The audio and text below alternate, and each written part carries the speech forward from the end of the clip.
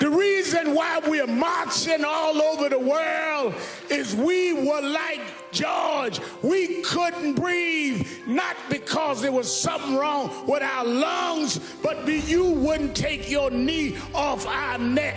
We don't want no favors. Just get up off of us, and we can be and do whatever we can be.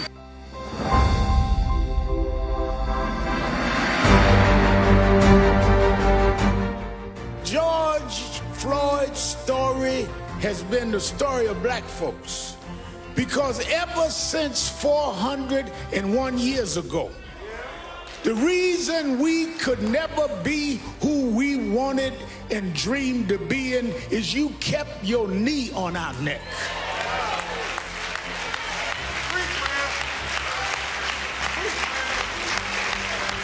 We were smarter than the underfunded schools you put us in, but you had your knee on our neck. We could run corporations and not hustle in the street, but you had your knee on our neck. We had creative skills. We could do whatever anybody else could do, but we couldn't get your knee off our neck. What happened to Floyd happens every day in this country, in education, in health services, and in every area of American life. It's time for us to stand up in George's name and say, get your knee off our necks.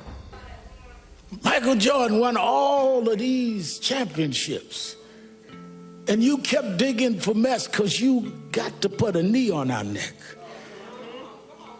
White housewives would run home to see a black woman on TV named Oprah Winfrey, and you mess with her because you just can't take your knee off our neck.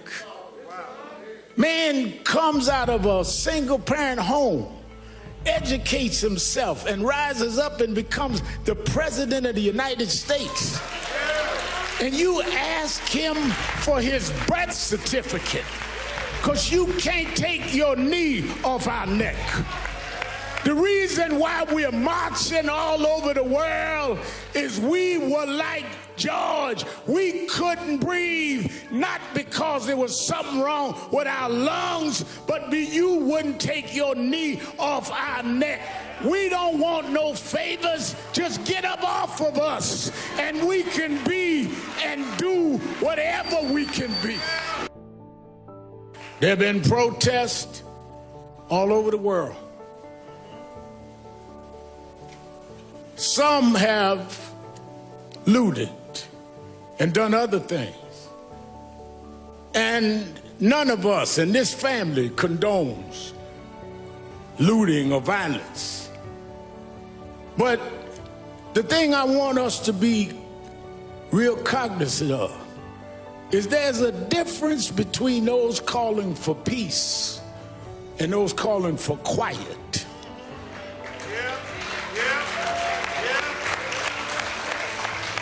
Some of y'all don't want peace.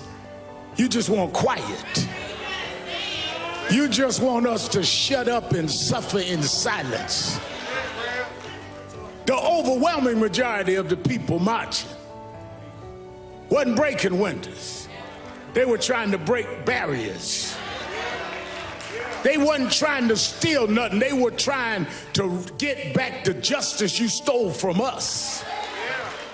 Those that broke the law should pay for whatever law they broke, but so should the 4 policemen that caused this funeral today. We don't have a problem denouncing violence, Mr. Governor. We don't have a problem, Mr. Mayor, denouncing looting. But it seems like some in the criminal justice system have a problem looking at a tape and knowing there's probable cause, and it takes a long time for you to go and do what you see that you need to do. Because when I heard that George, at this point of suffering this brutal attack, called for his mama, I said, his mother passed. But he was calling for his mother. And I thought about it because I was raised by a single mother. And sometimes the only thing between us and our conditions was our mothers.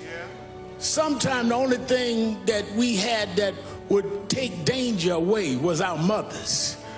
The only ones that would make sure the food was on the table was our mother. I know why George was calling for mama. Because at the point that he was dying, his mother was stretching her hands out, saying, "Come on, George. I'll welcome you where the wicked will cease from troubling, where the weary will be at rest. There's a place where police don't put knees on you, George. There's a place that prosecutors don't drag their feet." Maybe mama said, "Come on, George. There's a God that still sits high, but he looks down low and he'll make a way out of no way." This God is still on the throne.